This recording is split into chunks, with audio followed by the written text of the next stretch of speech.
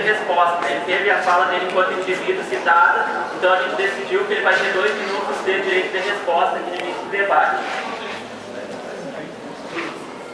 Daí a outra questão é a metodologia do debate. A comissão eleitoral hoje de manhã criou uma metodologia do debate, né?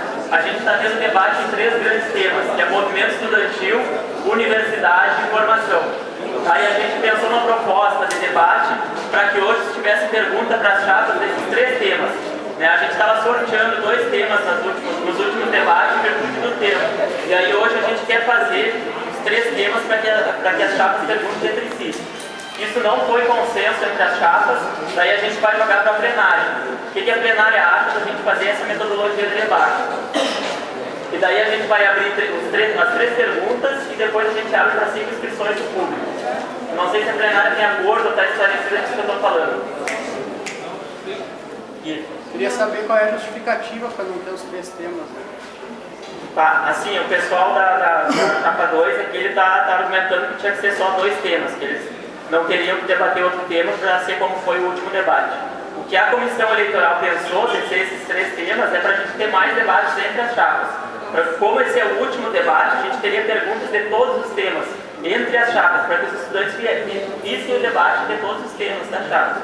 A gente pensou nesse sentido, de ressaltar mais a discussão entre as propostas divergentes que estão colocadas. Tá, assim, ó, espera aí, Ana, se quiser, pega o microfone. Tá? Foi combinado hoje de manhã pela comissão eleitoral isso. A gente está trazendo essa proposta de debate para a plenária. A gente quer saber se a plenária tem acordo em fazer essa metodologia de debate das 3 perguntas e depois a gente abre para das 3 perguntas entre as chapas e depois a gente abre para o público. Assim, ó, a gente estava fazendo nos outros debates sorteio dos 3 temas. E ficava um automaticamente no próximo debate. Essa é a metodologia. A metodologia de hoje seria diferente das já realizadas nos debates e realizar os 3 temas no debate. A gente quer que vocês opinem se vão querer, se são a favor dos 3 temas ou que sejam sorteados 2 temas. No caso, eles já foram definidos porque foram sorteados nos últimos debates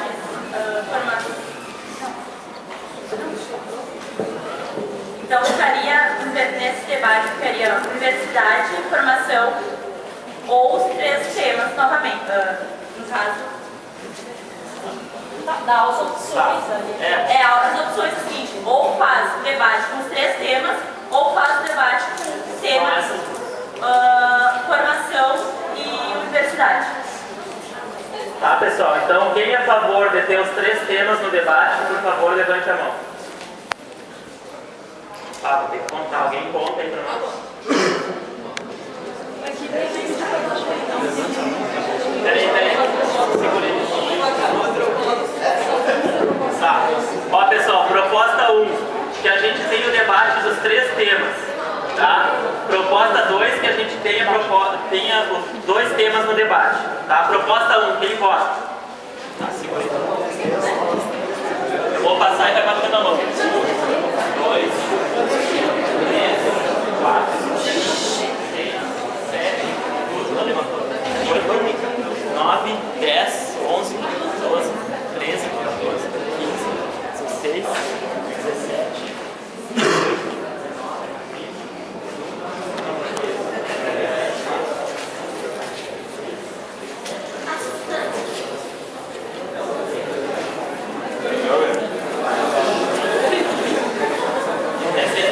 Proposta 2. Proposta 2 temas. Levanta a mão. Tá, por contraste então, né, pessoal? Precisa contar ou por contraste, tá? Por contraste então, proposta 1, 3 temas.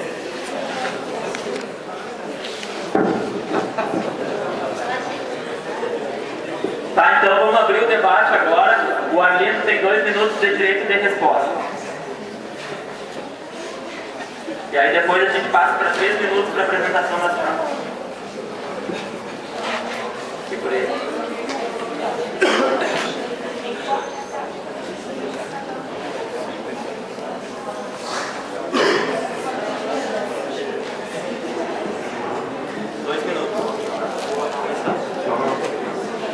Bom, pessoal, então para colocar para quem não estava aqui no último debate, eu não estava na mesa e meu nome foi citado particularmente, então por isso o direito de resposta, né?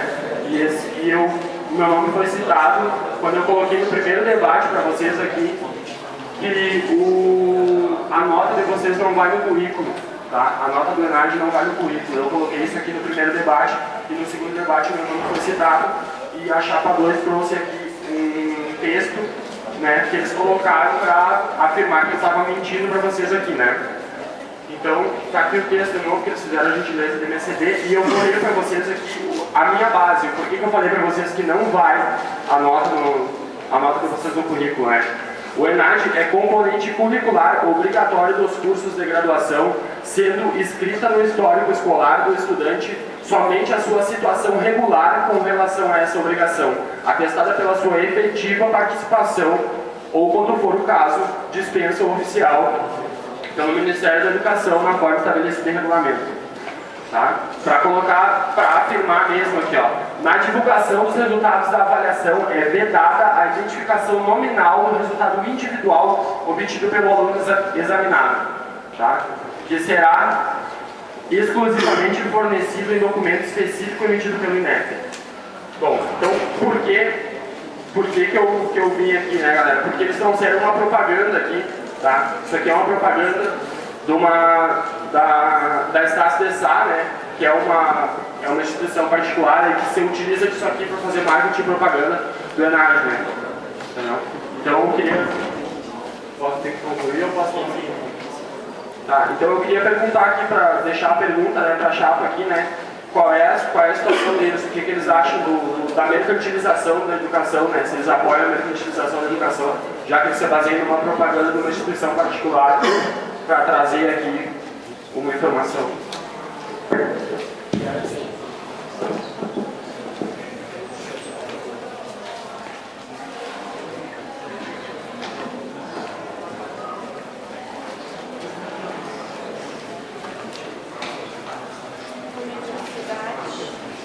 Tá, pessoal, então assim, agora a gente tem 3 minutos de apresentação de cada chapa. E aí a gente vai começar com o tema universidade, depois formação e por último o movimento estudantil daí das perguntas.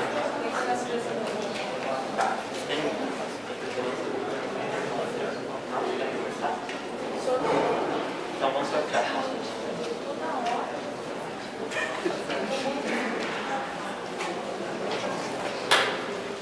Vamos sortear aqui para ver qual chapa começa.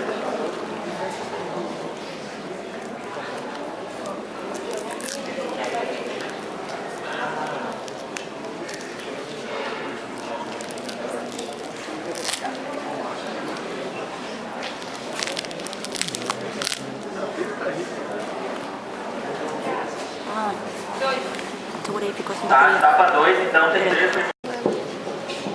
Tá gravando.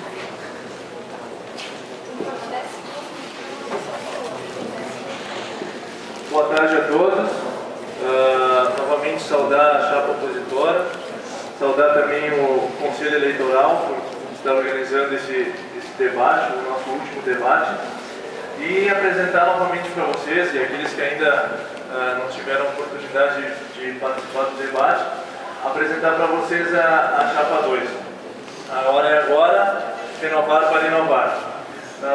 Então, algumas questões, alguns pontos que a gente toca como importante, assim, eu friso bastante na apresentação da nossa chapa, é a chapa da oposição, que a gente coloca como chapa da mudança, né? Tem algumas situações que a gente debate, vem debatendo assim, e acha pertinente quanto a questões de mudança.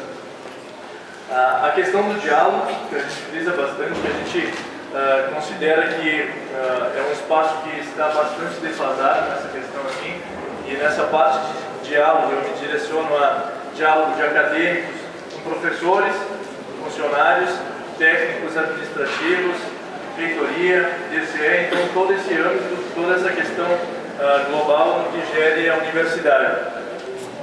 A gente também coloca a situação e aí sim se tem uma posição, uma tomada de decisão. Outra questão que a gente coloca também muito importante é a questão da transparência. A questão da transparência também a gente coloca muito e a gente frisa muito como proposta aqui a coordenação de finanças. Dentro dessas propostas que a gente coloca, talvez seja uma das questões que poderiam mudar, né, seria a prestação de contas mensalmente, né? Tendo em vista que a gestão da situação presta a conta no final da gestão, né, a gente gostaria de mudar essa questão, colocando mais uma questão de apresentação de contas cada mês, ou seja, entradas, saídas, aqui se destina isso, a questão das bolsas também. E colocar também a questão da democracia. A gente colocar sempre em evidência a questão de um poder democrático, da gente colocar sempre a voz e vez dos estudantes. E também, por último, colocar sobre a formação de novas lideranças. A gente tendo em vista a questão da situação, a gente vê que essa situação ela é a chapa que vem colocando essa situação desde 2007. Pela primeira vez a gente está colocando a oposição, então colocando essas novas caras, essas novas lideranças sempre prontos para interagir com o pessoal e procurar novas formas de concluir. Tá bom? Obrigado.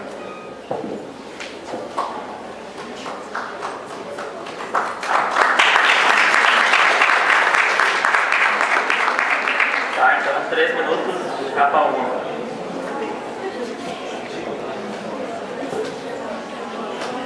Boa tarde, pessoal. Acho que novamente, então, saudar todo mundo que veio nesse terceiro e último debate, que muitas caras aí não estavam presentes no último e é muito bom ver a galera até o último momento querendo conhecer propostas, né?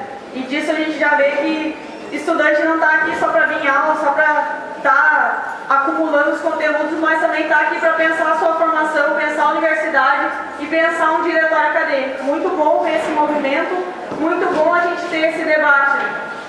E aí acho que partindo do que o Arlindo ele começa trazendo sobre a questão do ENAD, acho que o que aconteceu na última mesa foi algo muito grave mesmo, assim, e aí por isso que o Arlindo teve, a gente conversou bastante sobre a questão do direito de resposta, porque isso tinha que ser colocado, assim.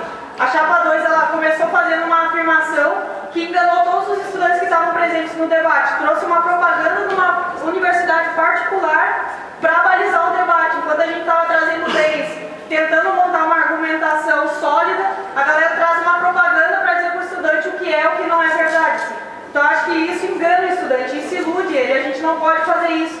E o que a Chapa 2 vem fazendo é isso, assim, a gente está com históricos aqui de 2 estudantes que prestaram e outro que foi liberado do ENAD, quem quiser dar uma conferida, não sai no histórico escolar, a nota ela é individual. Então acho que a gente tem que parar com isso de enganar o estudante. Passar toda a campanha dizendo que o DEA não presta contas. Ainda bem que mudaram o discurso, ainda bem que o discurso não é que não mais presta contas e vão propor de prestar contas mensalmente. Porque as contas estão aqui, todo o debate a gente está trazendo. Estão aqui as notas da última gestão, está aqui a ata das assembleias, dos jointefes, dos arraiados com prestação de contas. Vamos parar de enganar a estudantada. Se vamos fazer um argumento, se querem se dispor a construir, que seja em cima de verdades. O dia da mentira ele já passou há muito tempo, assim. E aí acho que, para colocar mesmo assim, o debate ele tem que ser coletivo, ao contrário do que tem sido falado, por exemplo, né, que o debate ele não é feito de forma coletiva, assim como são construídas as assembleias, assim como são construídos todos os debates ao longo de todo esse tempo. Mais uma vez, então, saudar esse espaço e trazer que é importante isso, assim, o estudante está pensando na sua realidade, né? Ao contrário do que a galera vem afirmando nos últimos dias, né? A Chapa 2 dizendo cada um construa a sua campanha, procurem os professores. Essa plenária está mostrando que não, que estudante não precisa procurar professor para saber o que ele tem que decidir. Estudante tem autonomia, tem capacidade de discernir a realidade, discernir o que é melhor para uma entidade. Essa concepção de professor, dizer para o estudante o que ele vai pensar ou deixar de pensar, eu acho que a educação ela superou há algum tempo já. Por fim, assim, desejar a todos um bom debate, assim, que a galera se posicione, que a galera traga as dúvidas que tem e pedir novamente, né, que as respostas várias que não foram dadas nos últimos 2 debates, que a Chapa 2, ao mínimo no último debate, comece a se posicionar. Obrigada.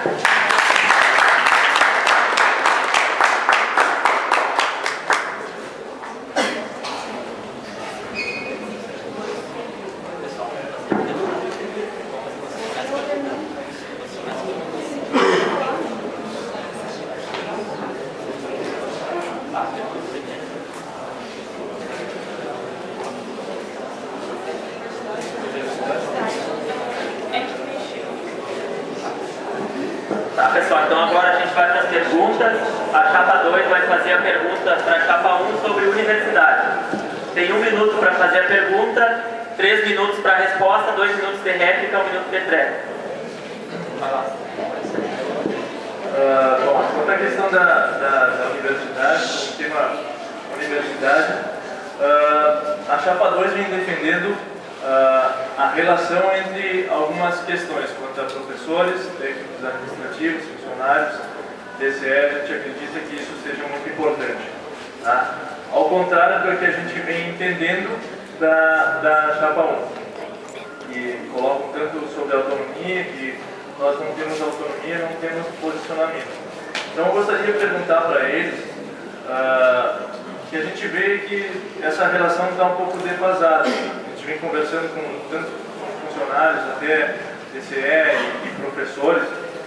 Gostaria de perguntar para vocês qual é a posição de vocês nessa questão de relacionamento com essas entidades, com professores, acadêmicos, numa construção mais integral. Tá bom, 10 minutos para.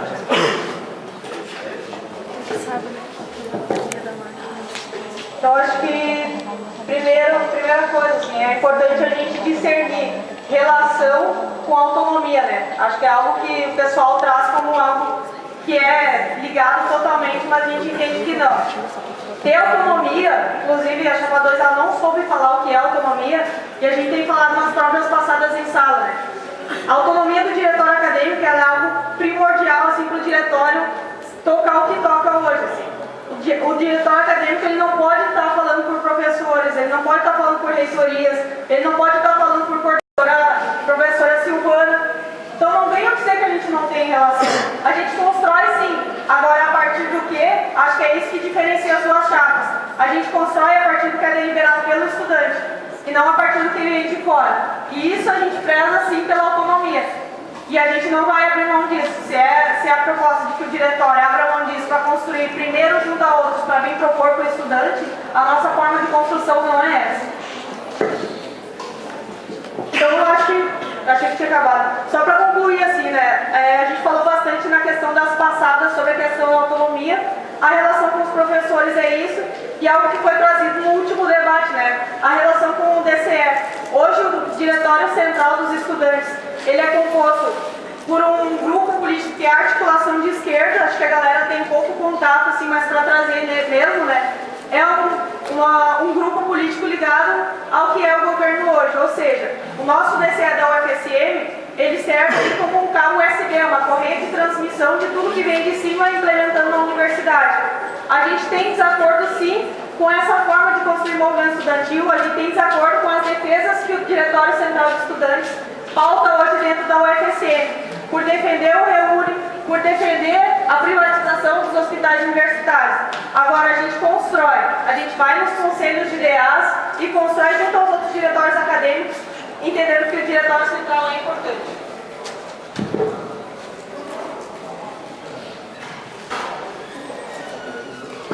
Dois minutos de réplica, já para dois. Bom, quanto a essa questão da autonomia, a gente sempre defendeu e a gente vai defender até o fim essa questão do coletivo. Né? A gente entender que a autonomia é nós defendermos a opinião e a voz dos estudantes numa situação mais generalizada. Então, quando a gente não ter autonomia ou posicionamento, a gente tem sim. E a gente acredita que a gente precisa ter esse relacionamento e não confunde esse relacionamento com apoio, tá? Que a gente vai estar apoiando não é isso. Tá? Independente de partido político, independente das limitações de cada setor. Acredito que a gente também tem as nossas limitações e cada um tem as suas limitações e sabe delas. Mas independente disso, a gente tem que sempre construir uma questão mais global da situação e não pensar muito no individualismo. E quanto à questão do DCE, a gente vem se informando sobre várias coisas assim que a gente ainda tem dúvidas e acredito que a grande maioria ainda tem dúvida. E é dever, sim, do diretório acadêmico colocar essas dúvidas em pautas, colocar para os estudantes que não sabem sobre isso, explicar para eles o que significa isso. Não é só a chapa 2, quanto questão que vão colocando que não sabem algumas questões. São vários estudantes que ainda têm muitas dúvidas sobre isso. E quanto ao DCE, eu já tinha também conversando sobre algumas situações, e eles colocam, é muito fácil também colocar aqui que um professor sai de uma mesa de debate, enquanto diretório acadêmico, que é a representação dos nossos estudantes, e precisam estar nas assembleias organizadas do DCE para trazer informações, precisam estar lá, e não no início da assembleia sair. Foi isso que nos passaram, que levantaram da cadeira e saíram numa assembleia de DCE. Então isso também muito bem a informação que é procurada, né? A informação ela foi procurada da mesma forma que quando os estudantes estavam sendo tensionados pelos professores sobre a questão da formação, um grupo de estudantes procurou o DCE para saber como é que se abria um diretório de bacharelado no centro, buscando separar os estudantes. É esse tipo de informação que é buscada lá fora. E não é por bem dos estudantes do CEP. E sim tentando minar esse centro aqui, que é um dos únicos centros que hoje ainda faz resistência a esse diretório central aí, que vem cooptando estudantes que durante a ocupação do Reúne ocupou para não deixar a galera no espaço, colocando contrário ao que os próprios estudantes do CEP se colocaram ao contrário. E aí eu pergunto, qual é a autonomia que tem sido defendida pela Chapa 2? Pensemos, galera, qual é essa autonomia? Qual é a autonomia de uma chapa que é curtida, é apoiada por um vice-diretor, isso está na parte escancarado, um ano antes das eleições para a direção de centro. Qual é a importância de um diretor acadêmico apoiando isso? É isso.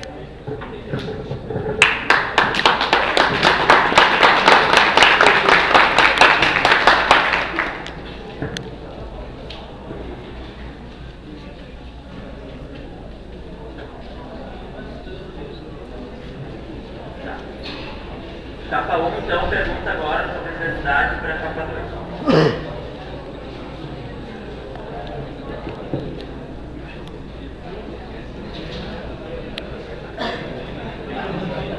Bom, só para fazer uma introdução aqui, ó. Iniciamos o curso.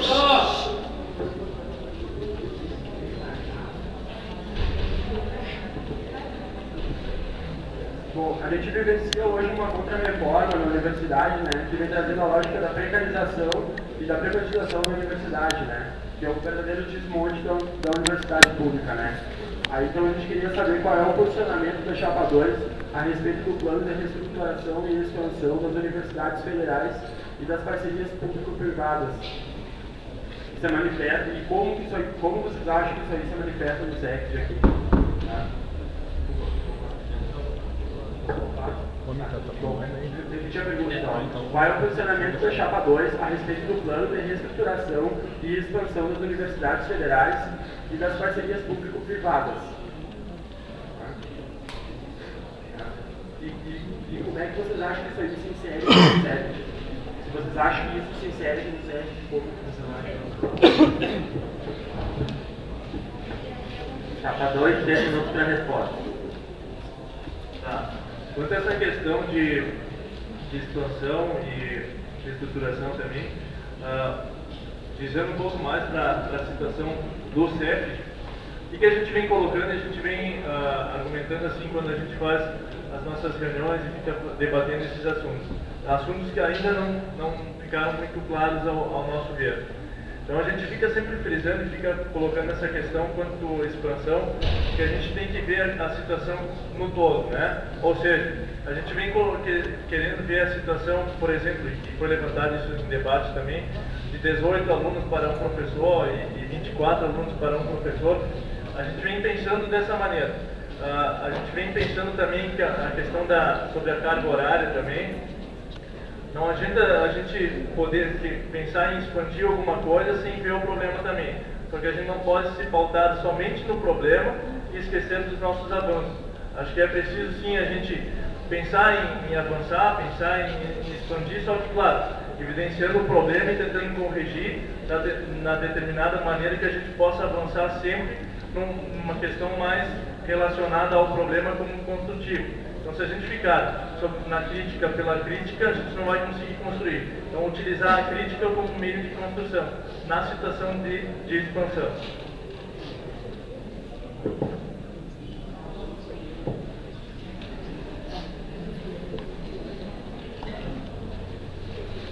Então, Não vou ter, então, passa para chapa 1, 2 minutos de ré.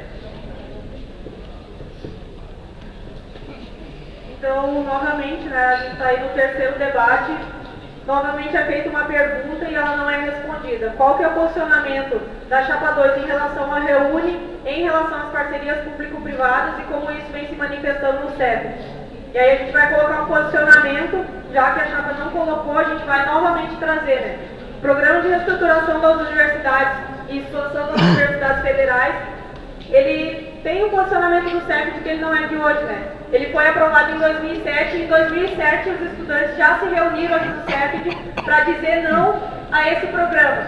Não se posicionar em relação a isso é negar o posicionamento histórico dos estudantes aqui do Centro de Educação Física. Não se posicionar em relação às parcerias público-privadas é legitimar essas parcerias aqui no centro. E aí é para trazer, né, essas metas que são trazidas a partir do Reúne e o porquê que a gente se coloca contrário ao Reúne. Foi perguntado bastante nas turmas e a gente conseguiu dialogar, né? A questão da expansão, a gente não é contrário à entrada de alunos dentro da universidade. A gente é contrário a ter mais de 60 alunos dentro de uma disciplina de filosofia da ciência. A gente é contrário que a disciplina de didática seja jogada para o centro de educação porque não tem mais sala aqui no CEP. Então, qual é a qualidade dessa expansão que está sendo feita? É preciso que a gente analise isso, senão a gente não consegue realmente se posicionar. Também com relação às parcerias público-privadas, né, pessoal, vou colocar para vocês que a gente é contra porque eles estão alugando ginásio, eles estão alugando piscina para idoso aqui, que contribuiu a vida inteira, está tendo que pagar aqui, né, para vir ter aula aqui, né. A gente está tendo o horário da academia reduzido, né, dentro do espaço público, que deveria ser gratuito, que deveria ser de qualidade, né. Então é isso aí que a gente está defendendo, por isso que a gente é contra. E contra uma falta de prestação de conta, né? Porque esse adulto aqui é tão intrínseco isso aí que a gente não consegue saber qual é, onde é que está entrando o dinheiro e como é que esse dinheiro está sendo usado aqui dentro.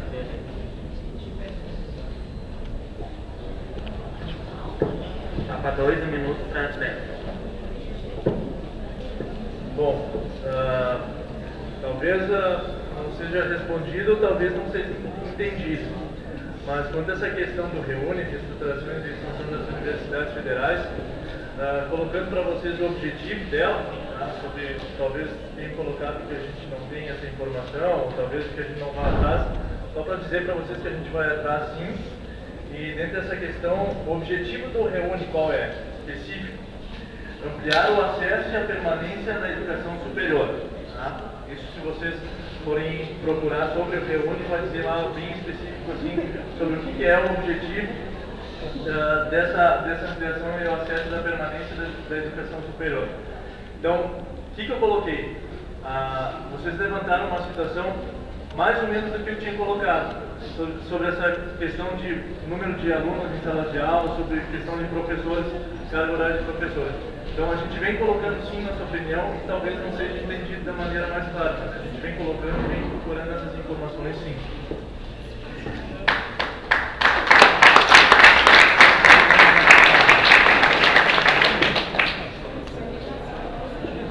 Tá, chapa 2, pergunta agora sobre formação. Um minuto para pergunta.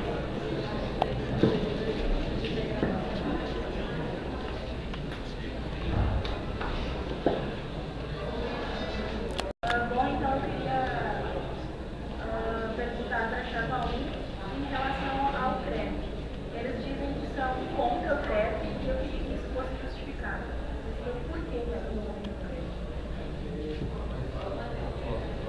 A pergunta dela é o posicionamento da chapa 1 contrário ao CREP. O porquê de eles terem que justificar o porquê de ser contrário ao CREP. Chapa 1, então, 3 minutos para a resposta. Eu acho que o Chapa 2 já colocou, né, o nosso posicionamento, ele foi trazido em outro debate já. O posicionamento contrário à regulamentação da profissão e quem implementa isso, né, o sistema CONFEP-CREP, que inclusive a Chapa 2 se colocou favorável a esse sistema, favorável aí à regulamentação da profissão, dizendo que, bom, sendo bem administrado, vamos lá que nos serve, né. O que a gente colocou? O sistema CONFEP-CREP e o porquê do nosso posicionamento. Esse sistema ele não foi criado pelos trabalhadores ou pelos estudantes de educação física. Esse sistema ele foi criado lá em 98 pelos grandes barões, aí, donos dos grandes negócios do fitness, e aí busca fazer um cerceamento no mercado de trabalho, né? Dizer quem é que vai para qual lado, dar uma carteirinha para quem vai trabalhar em determinado mercado de trabalho. Esse sistema ele também influenciou diretamente a fragmentação da educação física, quando em 2004 eles comporam a Comissão aí Nacional de Formulação dos Currículos, junto com o CBSE, junto com os outros órgãos aí do MEC, e que delimitaram, né, que a formação em educação física tinha que ser fragmentada para eles poderem estar regulamentando o bacharel. Ou seja, o sistema Confep-Crep, a princípio existia para estar regulamentando esse bacharel. Hoje eles estão tentando, inclusive, entrar dentro da escola e dizer que licenciado também tem que estar se filiando. Né? E o nosso posicionamento contrário é justamente por isso, assim, por ser uma regulamentação da profissão que vai cercear, dizer para onde o estudante tem que ir ou deixar de ir já no início da sua graduação, a partir da fragmentação, e para além disso não assegura os direitos do trabalhador, né, que foram conquistados historicamente, ou seja, direito à licença maternidade para as mulheres que engravidam, direito à carteira assinada, direito a 13º. Esses direitos, chegando no sistema Confep-Crep, eles vão dizer que isso é papel do sindicato, né? E aí, qual é o papel, então, desse sistema? A gente queria muito ouvir também qual é o posicionamento da Chapa 2, se reafirmam o apoio a esse conselho, né? Se acham necessário ele existir. Para a gente, não. Quem tem que regulamentar a profissão, quem tem que regulamentar o trabalho é o Estado, que é o órgão que gerencia aí o que o profissional vai fazer ou deixar de fazer. Inclusive, há várias entradas aí no Ministério da Educação, né? Vários estados já entraram com a questão de trabalhar em escola, né? Que não precisa o profissional estar se regulamentando e que o licenciado ele pode estar atuando em todos os campos, não precisando estar se subordinando a esses ditames que o Conselho Federal de Educação e o sistema Confep aí traz para a gente dentro da nossa formação. É isso.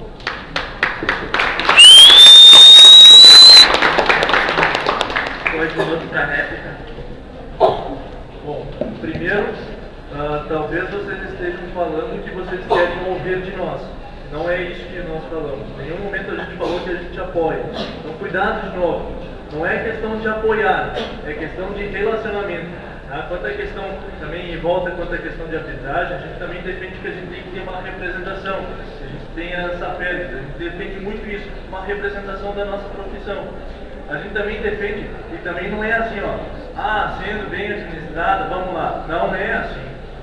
As coisas não são assim, não é assim. A gente se coloca assim, a gente é favorável sim quanto uma representação nossa. Tá? Bom, foi muito bonitinho falar assim, teoricamente, no papelzinho. Agora vamos por uma situação prática.